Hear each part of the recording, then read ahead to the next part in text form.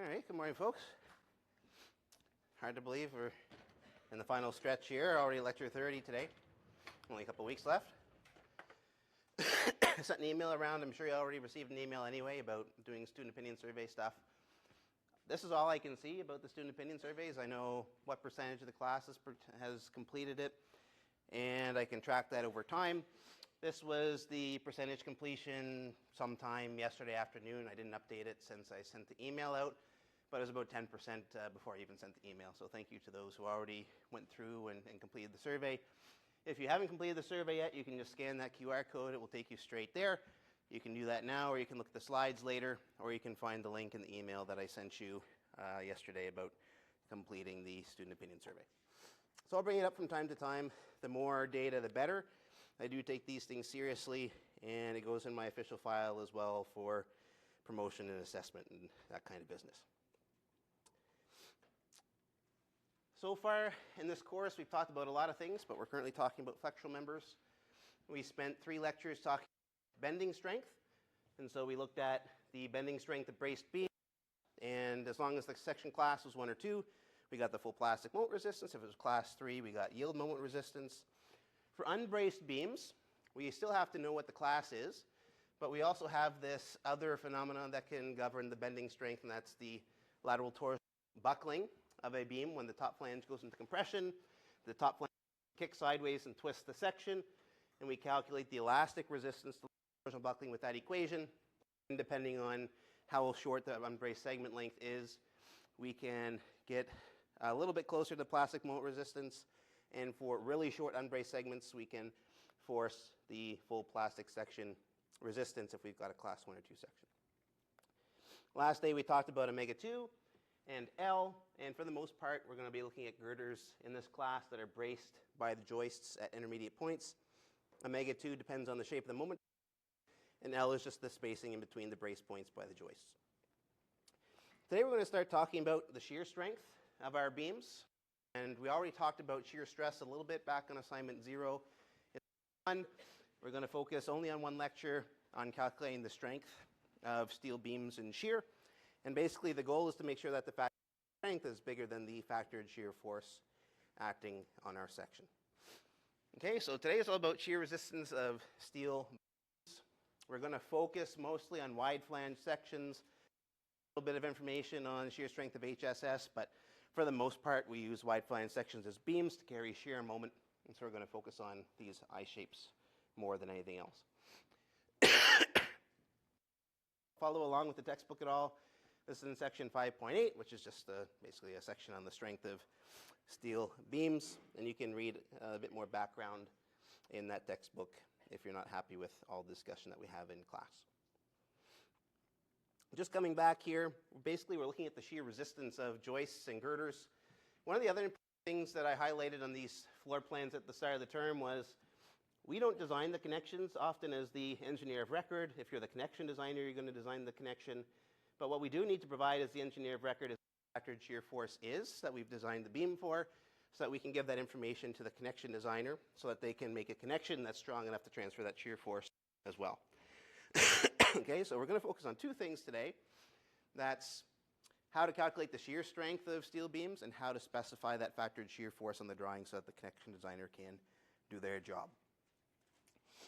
There's something particular about what we're going to be talking about today. And you're going to see 2 flanges come up over and over and over again, and I'll tell you why that's important.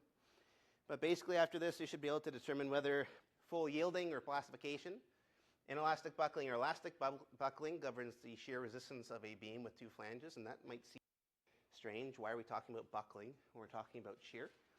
You should be able to calculate the shear resistance of what we're going to call an unstiffened web in steel beams. Sometimes we can add little plate stiffeners to the steel beam to increase the shear resistance. 99% of the time we don't need to do that for hot rolled sections, and so we're not going to focus on that in this class.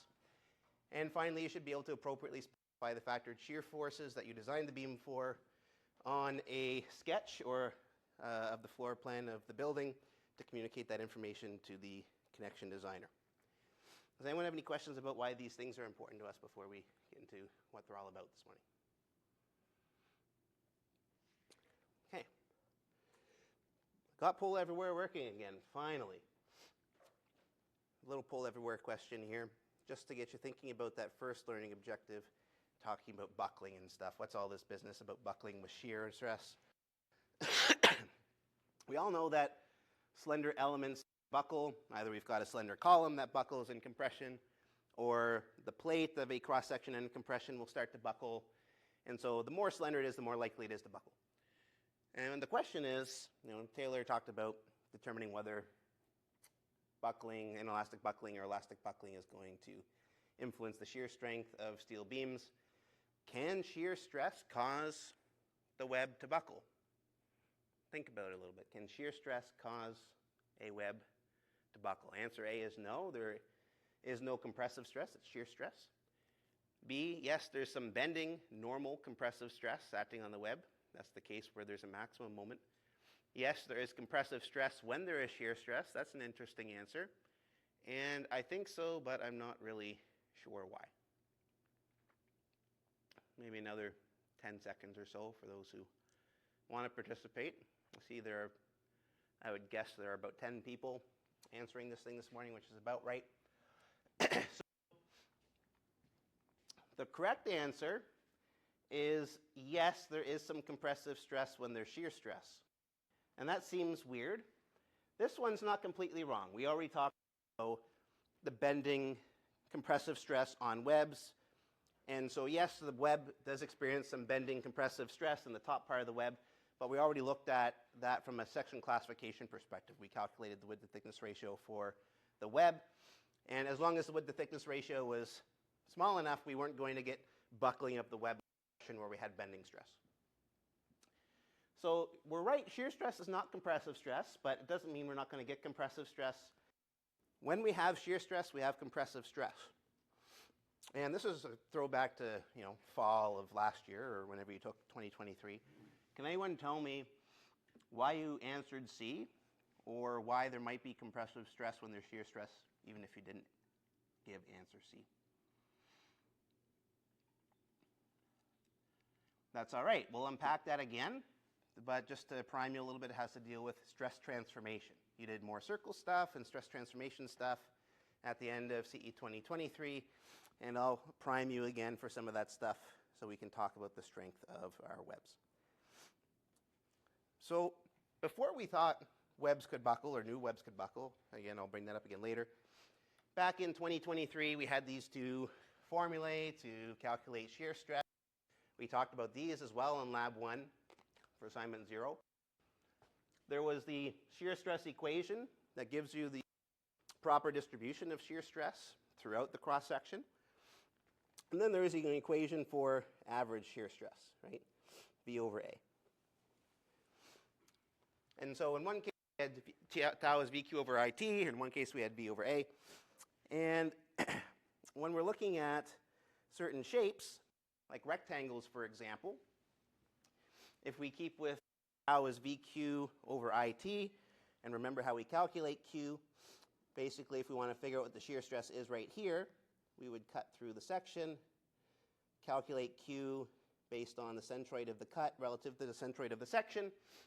And so first moment of area for this slice of the section, and it's 0 at the top, and it gets bigger and bigger and bigger as we get towards the center, and then it becomes 0 again as we get to the free edge at the bottom. And so for rectangular shapes, right, just a pure rectangle, the distribution of shear stress is parabolic. And if we were to compare that to the average shear stress, which would just be a constant value, something like this, tau max out here is equal to 1.5 times tau average. Okay, so average shear stress is not a very good measure of maximum shear stress when we're looking at a rectangular cross-section. Right? 0 at the top, 0 at the bottom, maximum at the middle. We're missing 50% of the stress if we use V over A. In steel design, we don't deal with rectangles a lot. We deal with I shapes or hollow shapes that are somewhat rectangular, but we deal often with solid rectangles. What we do deal with more often are I shapes. And when we get in, for example, and we want to figure out what the shear stress is in the web, as soon as we make this cut, we have this great big chunk of steel up here that makes Q quite large at the start. And so we have an initial constant shear stress at the start. And it is somewhat parabolic still throughout the rest of the web. It becomes a maximum value in the middle of the web, a minimum value at the bottom of the web, and then it is whatever it is in the flange. And this is a more constant distribution of shear stress, right? We could look at this in terms of I don't know why that goes down there. If we thought about the area of the web, we talked in assignment 0 of lab 1 about why the web is the thing responsible for carrying the vertical shear, because the shear stress in the flanges are actually horizontal. That doesn't contribute to the vertical shear stress at all. The shear stress in the web is vertical, and that contributes to the vertical force.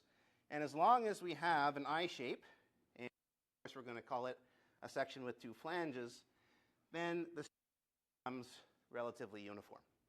Okay? And in this case, if we were to use shear average, something like that, tau max is very close to tau average. In fact, it's probably something like maybe 1.12 tau average. It's closer, right? We're not missing 50% of the stress, we're just missing a little bit of the stress. And the distribution is relatively uniform throughout the depth of the web. And so we did this problem on assignment 0 where I asked you to calculate, or I showed you how to calculate, I guess, this year, the stress at the top of the web, the stress at the middle of the web. And in this case, our average shear stress would have been 18.8 if we looked at the area of the web. And here, tau max is about 1.14 times tau average. In any case, the key takeaway here is that when we have two flanges on top and bottom of the web that we're looking at, the stress distribution is relatively uniform.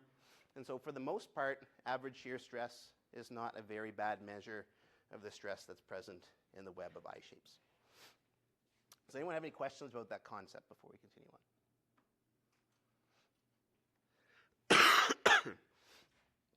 Okay, so if we use this average shear stress, we can say, okay, is V, and again, we're going to divide that by the area of the web, because the web is the only part of the I shape that carries any vertical shear stress.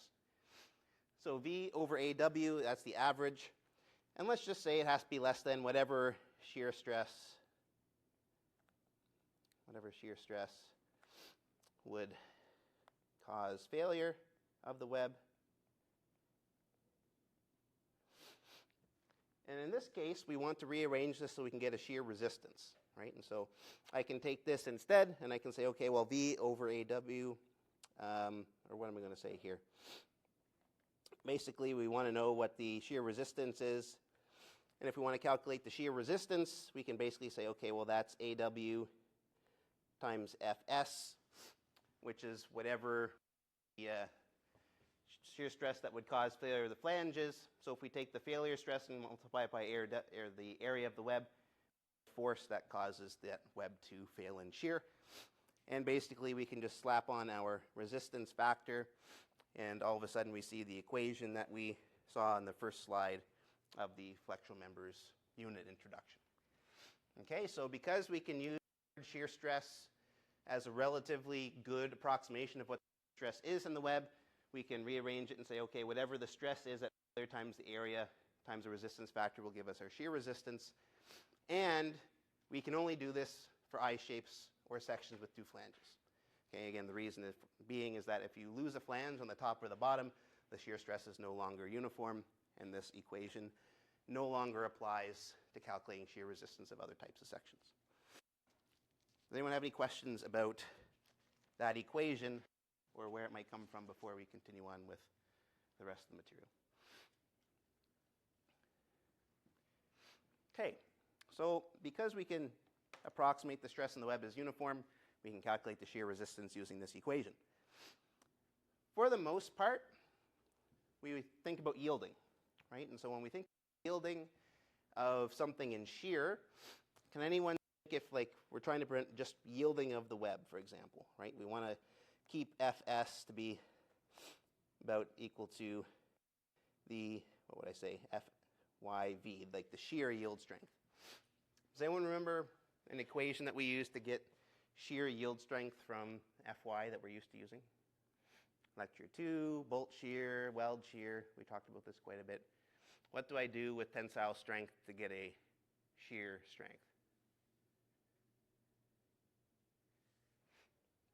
Well, if we want to stop the web from yielding in shear, Fsy is 0.6 Fy, right?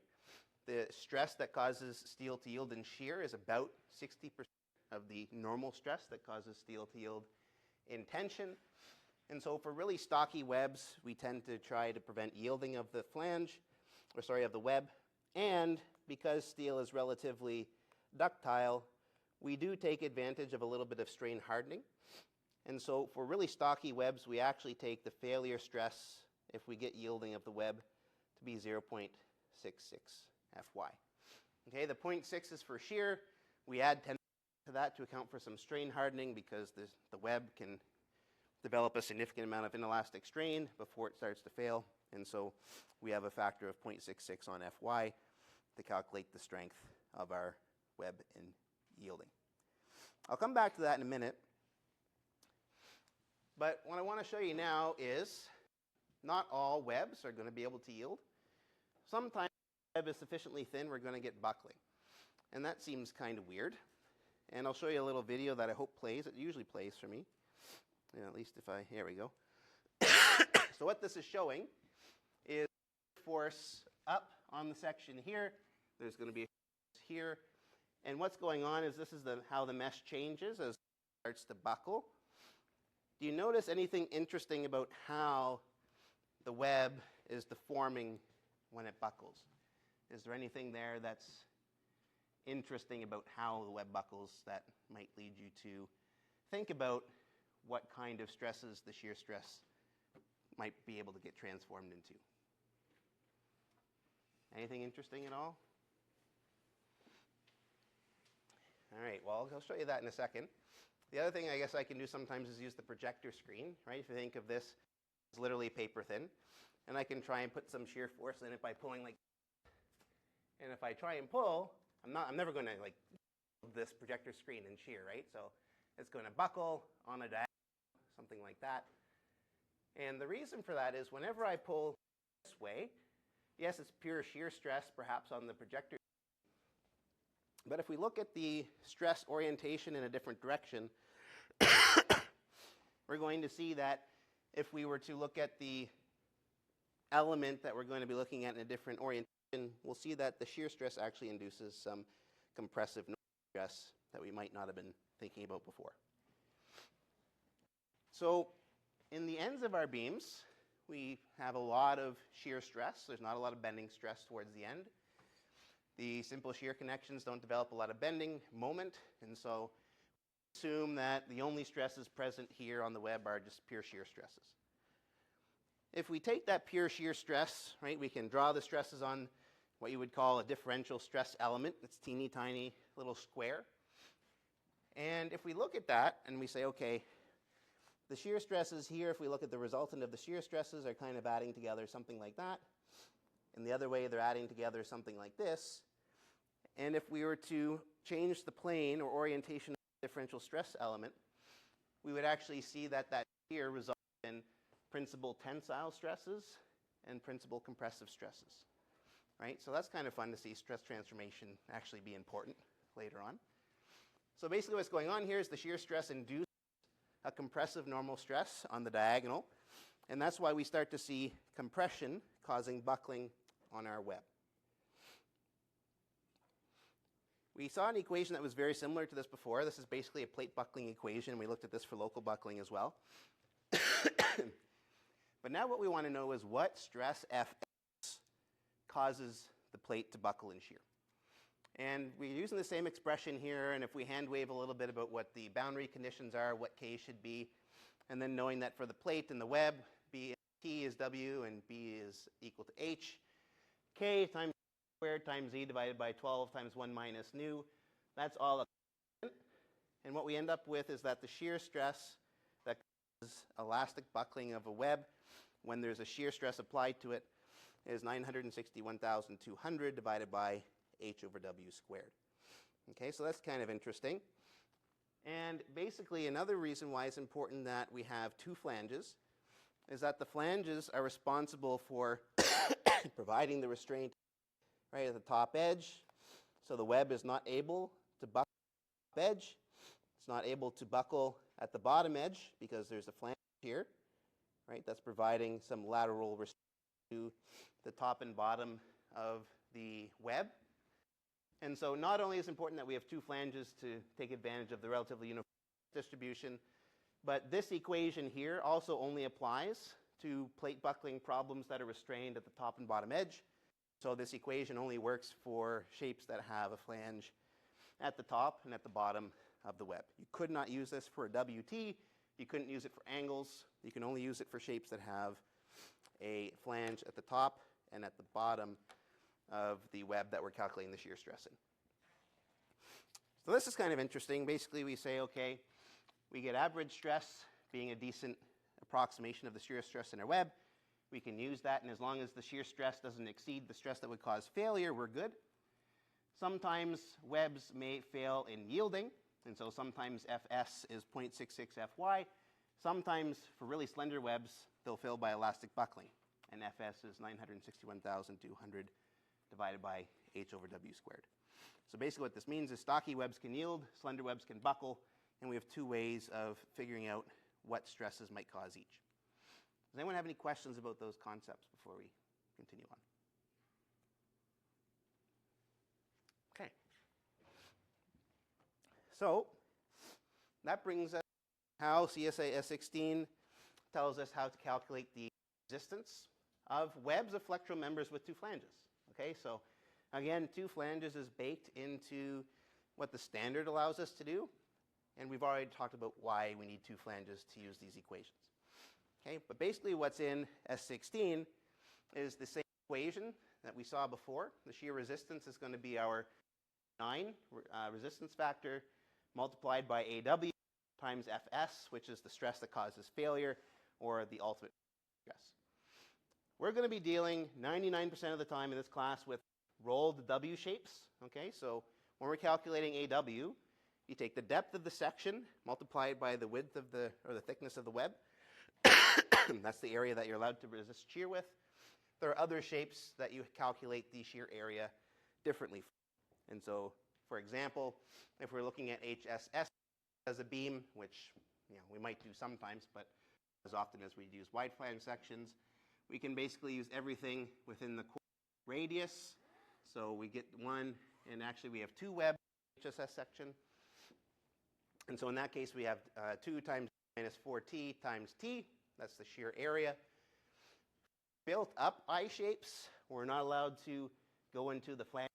We're allowed to use the area of the plate that forms the web, and that t minus 2t, which is h, clear distance between the flanges, multiplied by w.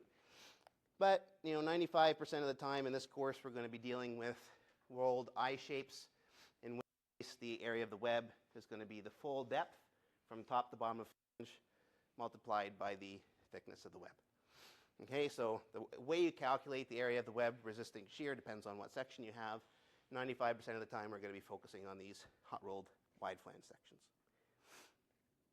So for stocky webs, and stocky requires a definition, and basically h over w is the thing that's going to tell us how slender a web is. It's the height of the web, the clear distance between flanges, divided by the thickness of the web. It's the same ratio we use to quantify or classify the section, right? So when we did section classification checks for the web, we also used h over w. And we're also going to use h over w for shear calculations. If h over w, I feel like that's not quite the right term there. I think this should be w is less than 1014 over the square root of fy. I did make some slide revisions the other day.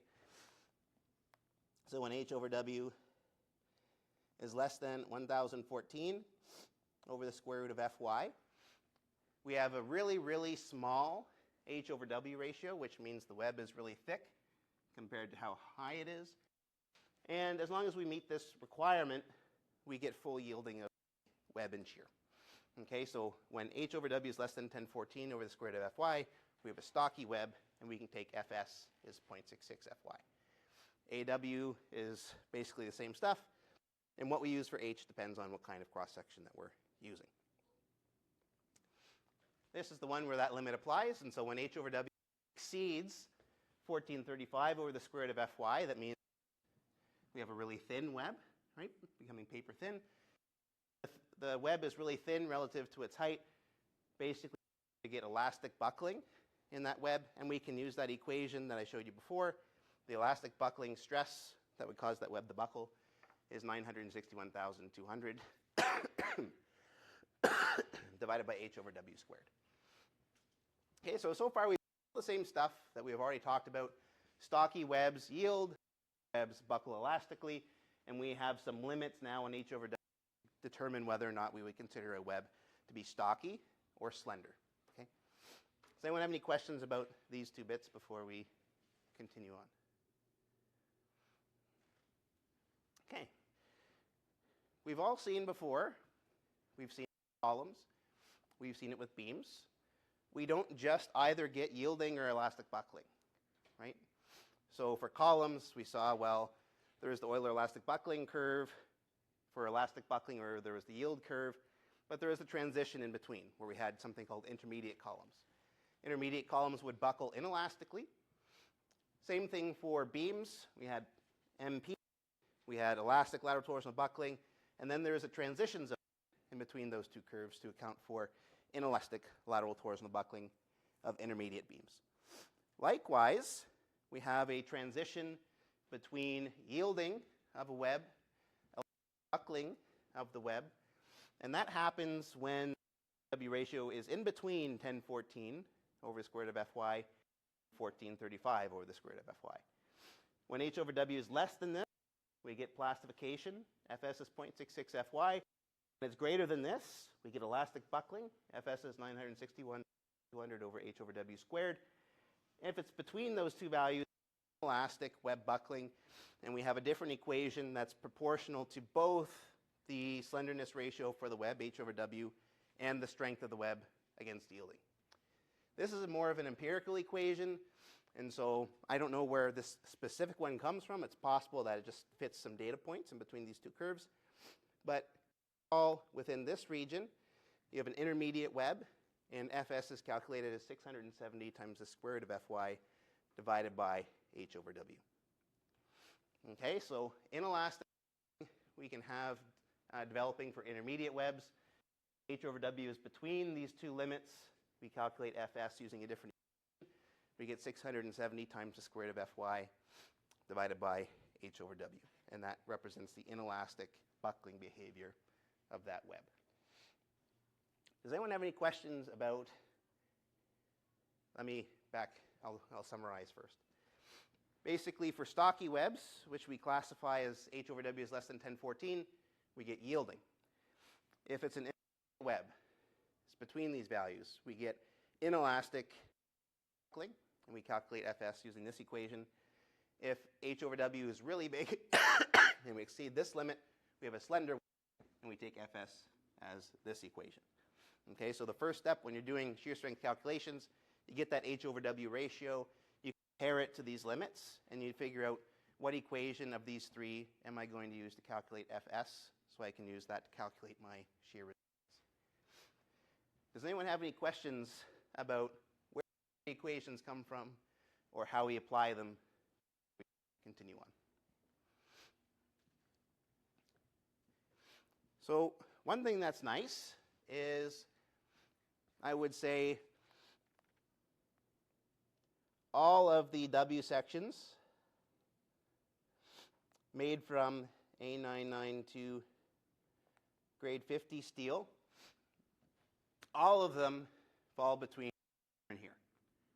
Okay, so if you're looking at a hot rolled section that you pick in the handbook, 90% of them are stocky, 10 to 15%, I don't know the exact ratios, but almost all of them are stocky, and we get Fs as 0.66 Fy.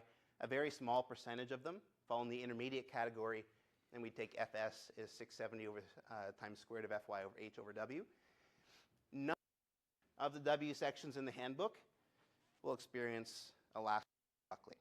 Okay? So we're either using 0.66 Fy or 670 square root of Fy over H over W, and that depends on what the H ratio is. Now, bridge girders, when you tend to build them up out of plate steel, tend to have really thin webs, and they tend to experience elastic buckling, but we also tend to stiffen them. And so if this kind of concept is interesting to you, I talk about that across like 1.5 lectures in CE 5063, how to design bridge girders and how to calculate the shear resistance and design them for higher shear strength. And those are the only kinds of sections that tend to experience this elastic buckling in shear. All right? So let's get into an example of this then. Applies. We're going to look at this girder in the middle, and we've already calculated, or at least back in lecture 5, I continued the lecture example to look at what the live and dead loads were on this. And so we're going to start with the shear force diagrams for this girder for dead and live loads. Those are the only loads present on this girder. Basically what we're going to do is we're going to look at this girder, we're going to assume it's a certain section, and we're going to calculate the shear resistance of the girder and determine what the design shear force should be to put on that drawing to give to the fabricator.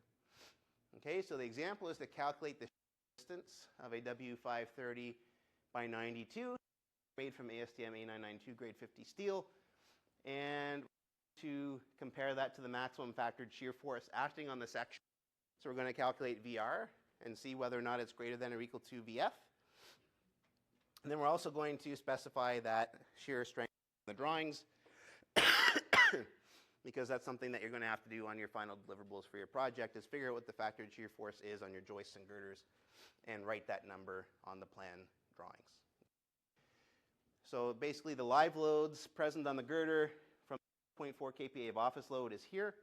This is not the reduced, but we'll remember that we had a live load reduction factor of 0.707 girder from lecture 5, and the dead loads acting on the section can't be reduced, but that's the shear force diagram for the girder from the dead loads. Okay? Does anyone have any questions we're trying to do here in this example before we get into the calculations? Okay. So the first part of this is we need to figure out, because we're going to compare it to the maximum factored shear force, we need to figure out what the maximum factored shear force is actually going to be. And so if we look at our live loads, there are no other loads acting on this beam. Pretty much all interior beams are dead and live load. And so to calculate the factored shear force, we're basically doing 1.25 times the dead load shear plus 1.5 times the live load shear. But we do have to remember that for certain kinds of sections with sufficiently large tributary areas, that we're allowed to apply that live load reduction factor that we calculated for this girder in lecture 5. Okay, so the shear force diagram here has the unreduced live load. We're going to be focusing where we have maximum shear, right? We don't care about the middle here. We just care that the shear is higher than the maximum shear force. So the maximum shear out here is 70.9 unreduced. The maximum dead load shear is 142. And we'll recall from lecture 5, the live load reduction factor for this girder was 0.707. You can go back and look at the notes for lecture 5 if you're not sure where that came from or forget. And so we can calculate the reduced live load shear, which is equal to the live load shear multiplied by the live load reduction factor. And that's the 70.9 kilonewtons multiplied by 0.707. And that gives us a reduced live load of 50.1 kilonewtons. With that, we can get the factored shear force, 1.25 times the dead load shear, 142 kilonewtons, plus 1.5 times the live load reduced shear, which is 50.1 kilonewtons. And if we do that calculation, we get 200, I believe, and 83 kilonewtons. So I'm just going to open up my example notes here so I confirm that, but if someone can quickly shove that into their calculator to confirm that answer, that would be very helpful. In the meantime, does anyone have any questions about that calculation or why we used the numbers we used?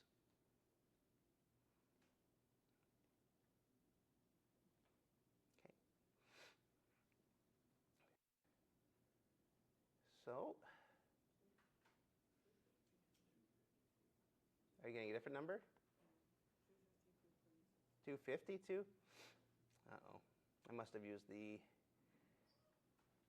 What did I use there when I did that? I used the unreduced live load. That's what it was. Sorry, what did you get? 252 kilonewtons. It's yeah, that's fine, 252. Okay, so this one, I think I'd calculate that with the unreduced live load, which gave 283. So with the reduced live load, it's 252. Thanks for catching that.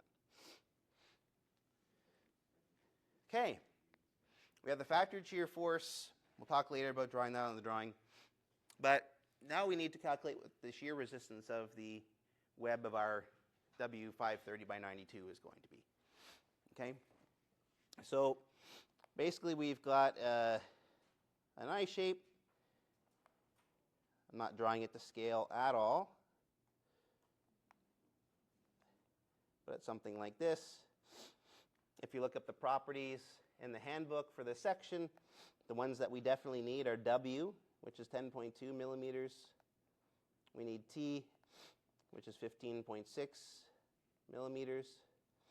And we need the depth, D, which is equal to 503 millimeters, right? That's for a W530 by 92 section. And the reason those properties were important is because we need to calculate for W ratio. H is D minus 2T, so we need a D. And when we do H over W, we need W, of course. Okay, so we need to calculate first the H over W ratio. H over W is equal to D minus 2T, so that's going to be 533 minus 2 times 15.6. W is 10.2. And when we do that calculation, we get an H over W ratio of 49.2. Any questions about that calculation or why we need to do that? Okay. So we need to compare that to something, right? Because we basically need to know which equation are we going to be using. And so the limits for full plastification and elastic buckling, they're 1014 over the square root of 1435 over the square root of Fy. The first one we're going to calculate is 1014. And so let's just see what 1014 over the square root of Fy is. Remember that for A992, we're using the 345, right? Not 350 MPa. And if we do that ratio, we get a value of 54.6. Okay, so that's the limit above which we need to start considering web. Below this limit, we get full plastification of the web and shear. What does that tell us about the calculation for Fs that we should be doing for this particular web?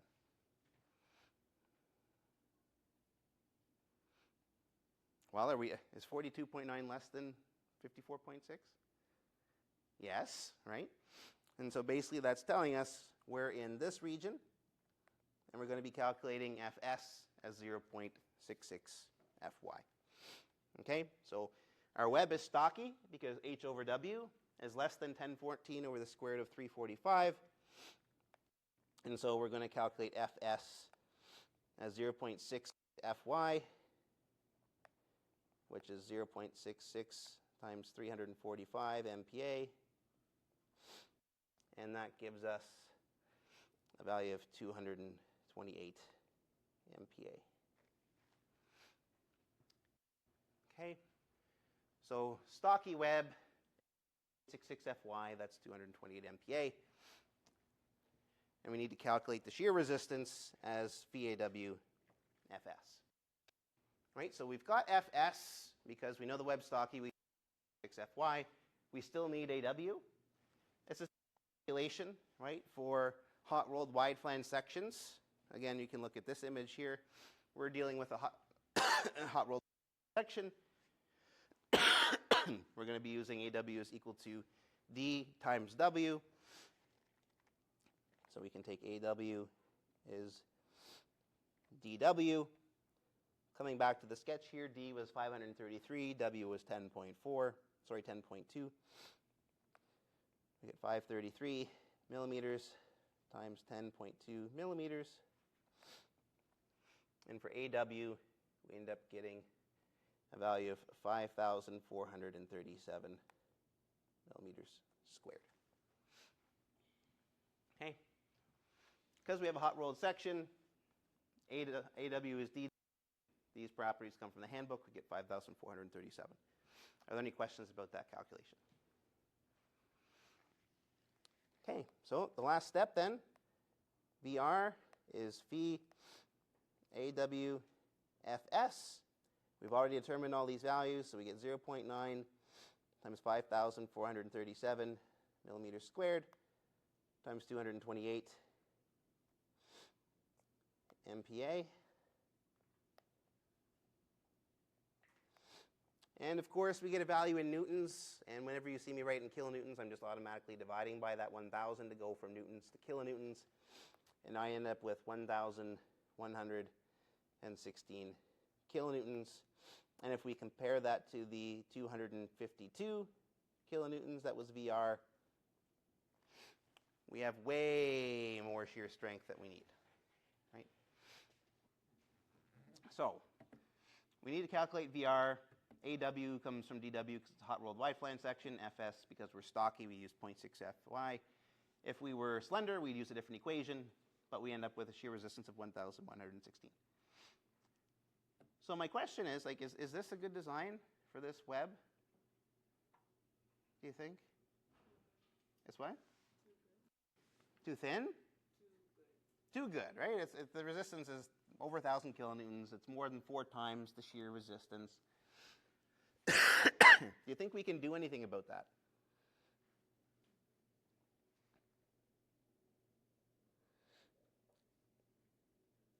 It's a good question, right? Because we design beams not just for shear, we design beams for bending.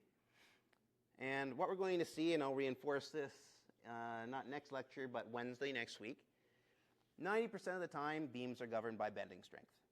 10% of the time, they're governed by deflection, and we'll talk about deflections on Monday. 0% of the time, well, I shouldn't say that, 0% of the time, shear strength is going to govern the design of your beam. Okay, so almost always, the shear resistance is going to be way more than adequate, and that doesn't mean that it's a bad design. It just means, well, it's long, and so it's going to be a beefy section with a deep web. Force is going to be relatively small once we get the shear resistance, but we aim to be that big to have a sufficient bending resistance anyway. And so there's nothing really that we can do to refine this design if the beam is governed by bending resistance. Okay, the last step here is we need to specify this on the drawings, and I had specified the shear force on my plan based on the 283 before. But basically we'd come in and we'd say, okay, on this girder, I'm actually going to scratch that out. Never would I ever write 252 kilonewtons. It's just too specific. So on this drawing, I would come in here and I would probably write, 260 and 260. And in that case, when I have 60 specified here on the girder, that's going to tell the connection, the number of bolts I need in the connection, the strength of the plates in the connection, give a support reaction resistance that exceeds 260 kilonewtons. Okay, it's a little bit more than what I actually calculated, but for shear strength, in fact, when you're putting factored shear forces on the drawings, always round up to at least the nearest 10, rounding up. You never want to round down, and that's just what most people do. Okay, so as long as you're at least putting that force on the drawing, you're going to be a better engineer than 70% of the engineers out there. The number one biggest complaint from fabricators is that engineers never give factored shear forces on the drawings, and they get really mad about that. And if you ever go to a conference on steel and there's a fabricator talking, they're always going to talk about how the engineers are never doing their job, never putting the shear force on there. And so if you calculate and put on the drawings, the fabricators will love you. Okay? So just to summarize there or review briefly, I have this girder made from grade 50 steel. We calculated the factored shear force on the girder. Because the H over W ratio was sufficiently small, we had a stocky web that allowed us to calculate Fs as 0.66 Fy. It's a hot rolled section. We get dW for AW. The shear resistance is bigger than it needs to be, and there's nothing we can do about that. Okay. Are there any questions about the example before we move to wrap up lecture for the morning? Oof. Okay. Well, now you should be able to do these things. Determine whether the modification or yielding, the inelastic buckling or the elastic buckling is going to govern the resistance for the web of a beam with two flanges. Calculate the shear resistance for the unstiffened web in a beam with two flanges. Specify the factored shear force on a plan sketch of the drawing. Okay. Does anyone have any questions about anything we talked about today before we wrap things up? All right. Have a great weekend, everybody. We'll see you on Monday.